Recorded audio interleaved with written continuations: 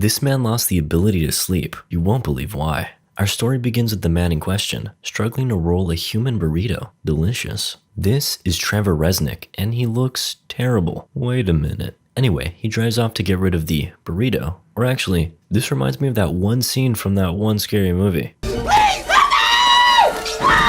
Trevor's having a hard time, and someone has already spotted him. Whoever this is, they're quite literally rolling in their grave, right? Who are you? From his horrified face to a subtle product placement, he washes the blood off his hands with bleach. Not the ideal skincare routine. Also, don't drink this stuff. On the bright side, Trevor got away and he even got a souvenir. He finally stops burning his hands as he notices a note behind him. Philosophy. Before we answer that question, let's have some fun. Yeah, boy. Afterwards, Trevor consults the mirror. My God, is that a spooky, scary skeleton? Don't be alarmed, there's a skeleton living inside you right now. Even his friend, Stevie, yes, that is her name, is worried. If you were any thinner, you wouldn't exist. Spooky. God damn, my man's is built different. Hats off to Christian Bale's dedication to the role. I mean, just look at these transformations. Trevor still has half an hour left of Stevie, so she offers to make him some eggs. Though, her milkers left him satisfied. The movie then cuts to National Machine, Trevor's workplace with a bunch of other machinists, welders, and mechanics. It's a dirty, messy job, but it's honest work. Let's go, monkeys. That's Tucker, their boss. He calls the shots around here, and he's not exactly popular with the workers. He notices one machine isn't running and threatens to cut the guy's pay. Trevor chimes in his defense. You're mad, plus bald, mauled. Congratulations, Resnick. You just made my shit list. Worth it. Later, the boys engage in a little locker room talk. Jackson talks about his friend's girl. Oh wait. He looks down and he realizes the she is a he. Well, goddamn. But hey, it's 2022. That's cool now. Excuse me, it's ma'am. You're goddamn right. Things settle down, then this guy, Jones, invites Trevor to poker night. I have other plans. Come on, man, you used to be alright. Some men prefer the company of women. They speculate that perhaps Trevor has a date with a she who might be a he. Nah, your mother said she couldn't make it. Oh, goddamn, he got him good. Fast forward to Trevor's late night plans, which is coffee at an airport. And he was about to fall asleep too. Anyway, Trevor's a regular here, and Maria, the waitress, worries for her customers' well-being. If you were any thinner, you wouldn't exist. Deja vu? Okay, I heard this means we might be in the Matrix. Whoa. Trevor then shoots his shot at Maria. How do you look so good with so little sleep? This gets her smiling. Maria's either being nice or her favorite time of the year is Halloween. You know, cause he's a skeleton. She offers Trevor some pie, to fatten him up of course, but he's looking for a different kind of pie. Maria insists she's got Trevor figured out. You're lonely. This hits home, but Trevor quickly turns it around. How can I be lonely? Would I have you to keep me company? Smooth. Take notes, boys. Maria serves a different customer, and Trevor leaves her and Andrew Jackson to keep her company. Ah, so that's why she was so nice. At Trevor's apartment, a weather forecast bores him just enough to let him doze off. Close. Also, this book speaks to me. Instead of lying down, he heads for the bathroom, and we witness him keeping track of his drastic weight loss. 121 pounds. Whoa. Suddenly, Trevor notices an appetizing bottle of bleach. Never mind, he's just obsessed with cleaning, scrubbing his bathroom floor with a toothbrush. I could use some of that bleach for my eyes, but he's run out, so responsible. Later at work, Tucker calls Trevor into their supervisor's office. This is Furman. He's worried about Trevor for obvious reasons. Furman offers help and suggests seeing a doctor, but Trevor finds it unnecessary. Are you doing drugs, Resnick? For this movie, no. For the next one, maybe. That's why he was really called. Trevor deflects the question and looks for a union rep, but Furman assures him it's all good. I need to ask you for a UA. Understandable. Have my pee. Afterwards, Trevor is understandably pissed. I'm sorry. So he chills in his truck. A broken lighter leads him to his car's cigarette lighter thingy. Trevor starts dozing off, but Look like rain. no cigar. He's reminded of the incoming storm, and this mysterious man, Ivan, claims they work together. But Trevor has never seen him before. Apparently, a coworker, Reynolds, got arrested and Ivan took his shift. Trevor drifts off again, but gets disturbed. I'm Ivan. Nah, all you need is a mustache and you're Dr. Robotnik. It starts pouring and Ivan gets back to work. We cut to Trevor and Stevie chilling. He opens up about his difficulty sleeping, but she downplays it. Everybody gets insomnia. I haven't slept in a year. It may be unbelievable, but it explains Trevor's scraggly appearance. Stevie worries for his well-being, but mostly because she can't afford to lose her best client. As established earlier, she's a professional egg maker. Back at work. Resnick! I need a hand. Not the best choice of words. His coworker, Miller, mucks him out with the machine while Trevor gets distracted by Ivan's beautiful bald head. They exchange the universal male gesture before Trevor's caught off guard, and as he stands up straight, Miller's sleeve gets stuck and he slowly inches towards the machine's no-no zone. Try as he might, the stop button won't work, so Trevor shouts to hit the breaker. No one hears him as everybody panics, and eventually, he's gonna need a whole ass arm now. The rest of the shop witness the aftermath, and Tucker is furious. Trevor looks for Ivan, but he's gone. Back at his apartment, Trevor brings in his newly bought bleach and immediately washes his hands. I don't feel so good. There goes 2 more pounds. Later, Trevor munches down some food while checking his letters. A past due bill. Something tells me his insomnia is affecting his memory, hence the notes. Wait a second, I did not leave this year. Right after, Trevor goes to pay his landlady. So early. Strange. He then takes the opportunity to ask if anyone was hanging around his apartment lately. Maybe you noticed something unusual lately? Unusual? Realizing how sketchy he sounds, the paranoid Trevor awkwardly walks off. Next morning at work, management conducts an investigation on the armed robbery incident. I'm sorry. Facts and relevant information of the accident are recalled, and Trevor is shown the gruesome results. The inspector asks for his cooperation in hopes of preventing a repeat. Trevor admits it's his fault for getting distracted and accidentally activating the machine. What distracted you? It was the new welder guy, Ivan. What did you say? The one that replaced Reynolds. What are you talking about? Reynolds is right over there in the pit as usual. There's no Ivan at National Machine, Resnick. Trevor gets up and sees for himself. Well, goddamn. His bewilderment is met with questions regarding his sanity. Later on the road, Trevor demonstrates the dangers of smoking. Then, for some reason, he just stops in the middle of the road. Another effect of his insomnia, perhaps? See that? The big old mushroom building. That's gonna be important later. You don't want to miss the reveal. We fade over to the airport cafe as Maria brings Trevor a fresh pie. She asks why he keeps going to the airport for coffee. I could go to Denny's, but if I wanted to skip town, I couldn't just do that at any diner. Is someone chasing you? Not yet, but they will when they find out who I am. Who are you? Can you keep a secret? To the grave. I'm Batman. Literally. Good times. Then, Trevor notices that Mother's Day is coming up. He asks Maria's plans. She's going to the amusement park with their son, Nicholas, while Trevor's going to the cemetery. Maria sympathizes with him and reveals she's not good with losing family. Trevor isn't either. His mother's death didn't fully set in until he picked up his mother's burial address. Maria comforts him and then invites him to the amusement park with their son. I'm surprised. She either pities him or really likes him. Sounds dreamy. Perhaps it really is. Back at work, Trevor's presence isn't well received. In the locker room, the boys joke about Reynolds' recent arrest. What did they get you for again? Armed robbery? Ain't that right, Jack? Hey, that's actually my joke. Suddenly, I don't see what's so falafel. funny. An angry Jones gets serious. What happened is no laughing matter, and he's downright uncomfortable working with Trevor. Trevor reminds everyone that it was an accident, but still. Nobody wants you here. Nobody. Yeah, alright, I'll see you guys tomorrow. Trevor departs. As he walks out, he notices Ivan's car and follows him. In this monochrome world, Ivan's bright red car really pops. Hey, they also did this in The Matrix. Trevor eventually catches up and desperately tries to get him to go back to work to clear things up. However, Ivan has other plans. It's Miller time. Understandable. They agree to talk further at a bar. Ivan chose violence this morning, so he runs the red light. Meanwhile, Trevor is apprehensive but eventually follows suit. Police? No? Okay. Also, there's that sussy mushroom tip building again. The two meet at a bar and the bartender is giving Trevor some weird looks.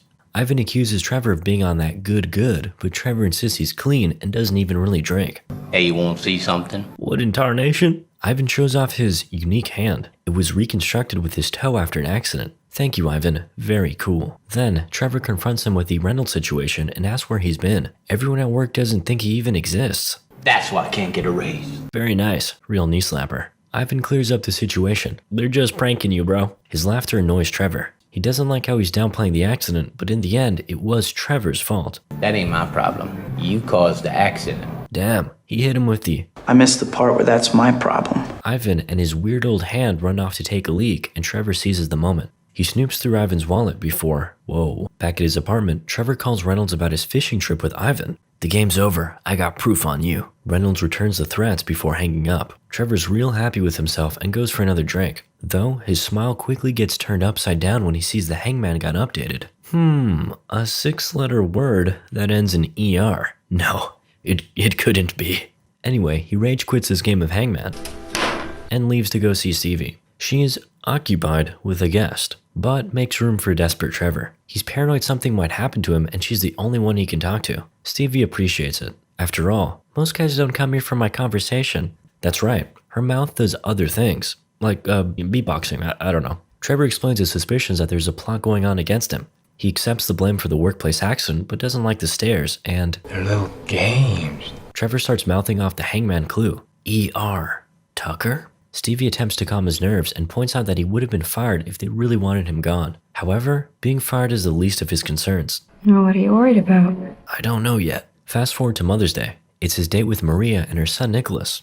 They're having a great time as Maria takes a photo of the two. Trevor returns the favor, but he starts staring off, reflecting on old memories. He hasn't been here since he was a kid, and a little nostalgia got to him. Then, Maria receives a call from her ex. Hate those. So, Trevor hangs out with her kid. Their conversation reveals that Trevor's known Maria for a year, and Nicholas seems approving of him so far. Trevor reveals that his father left him when he was around Nicholas's age, and it made him realize how wonderful his mother was. You'll realize that too someday. Suddenly, a hell of a ride catches the kid's attention. Nicholas is already at his rebellious age and insists they go on the ride without his mother. Gotta make the kid happy, so here we are. Nicholas enjoys the somewhat disturbing imagery while Trevor is affected by the increasing intensity. Suddenly, this leads us to an awful car crash. Trevor is shook at the gruesome display. A door opens up and Take a right, Nicholas. Take a right. A right. No, I don't think I will. Based Nicholas heads towards the highway to hell. The flashing lights makes Trevor see different images, including the weird building. His terror escalates as Nicholas's head falls back and he starts wailing out. Trevor runs out shouting for help. Maria finds them, but Trevor's vision overlaps with the building again. Weird. Maria doesn't call the ambulance, explaining that he has harmless seizures from time to time. Later, on the ride back home, Maria reassures Trevor that it isn't his fault. She failed to mention her son is epileptic, and she has grown careless since there hasn't been any recent attacks. They arrive at Maria's and he's invited for some drinks. He's in, boys. Trevor studies the room while waiting for Maria. Huh, I hate clowns. He does his best to relax as she comes in with wine in hand. Maria wonders why Trevor's been leaving her such generous tips. He jokes it's for entertainment. You don't have to buy my companionship. If you really want to spoil me, take me to the movies sometime. Perfect. That's just the kind of tip Trevor's been dying to give. They drink up, then he offers to refill her glass. Upon entering the kitchen, he gets distracted by the time and checks the Mother's Day note on the fridge.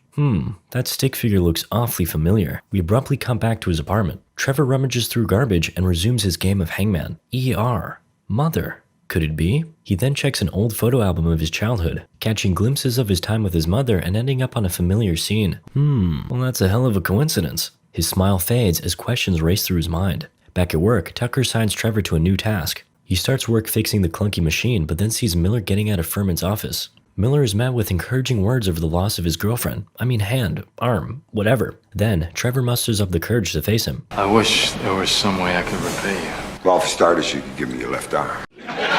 But of course, he's joking. Miller got a fat settlement out of the incident, and he's satisfied. Apparently, most people would give an arm and a leg for such a payoff, so it's all good. No hard feelings, huh? Trevor gets back to work, really just digging his arms into the machine. What could go wrong? Suddenly, it turns on. Help! No one hears him. Thankfully, he reaches a thingy-mabob and manages to stick it between the gears, buying enough time for Jones to... Whoa, scared me for a second there. Unfortunately, Trevor is more furious than thankful. No good deed goes unpunished, I guess. His paranoia has reached its limits as he points fingers at his coworkers. Who did this? Trevor goes after Reynolds and Ivan's fishing trip. He looks for the photo, but there's nothing. Tucker arrives and Trevor attacks. Tucker doesn't like the impromptu wrestling match all that much, so he fires Trevor on the spot. No one takes his side. Lost it, man. Back at his apartment, he searches for the picture, but the lights are out. Looks like he forgot to pay that bill, and forgot something else too.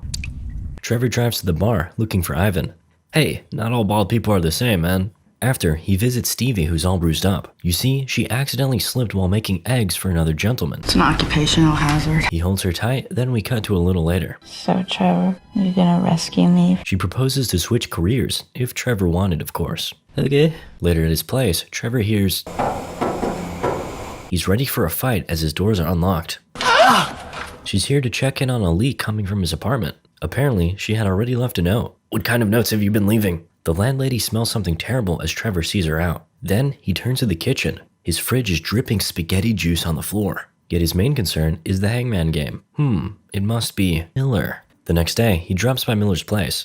He interrupts his gardening sesh as Miller shows off his new toy. Mrs. Miller comes out. Hey, sweetie, meet the man who cut my arm off. Awkward. Trevor insists they speak in private, so they head to the garage. Miller shows off his ride before Trevor confronts him about his near accident. It's a revenge plot. I'm off to you, Miller. Miller shrugs it off with a smile, but then...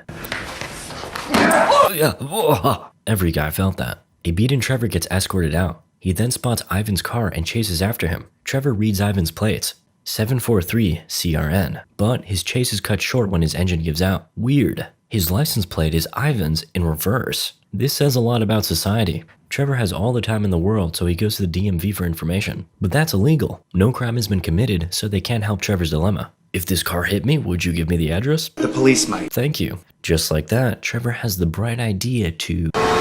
Never mind. He might be having second thoughts.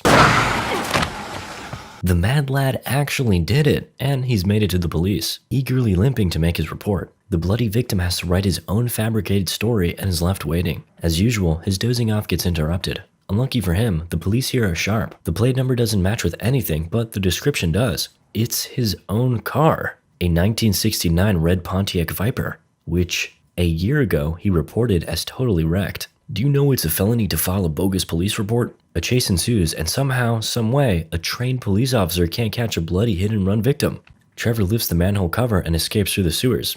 Yeah, this is not a set, this is an actual sewer. Further reinforcing Christian Bale's dedication to his roles. Later, Trevor safely drives away, but the police beat him to his apartment. He goes to Stevie for sanctuary and a much-needed washing. Trevor recalls his fake story, and Stevie suggests hit-and-run drivers ought to be hanged. It's my fault. I wasn't paying attention. He refuses to go to the hospital and insists it's just bruises. What's with you and doctors? You trust anyone? Trust you.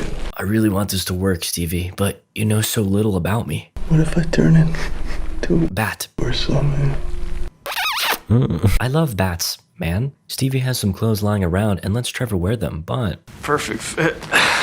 Then his eyes wander and he notices a photo. It's the photo he took from Ivan. Trevor stumbles into the kitchen enraged.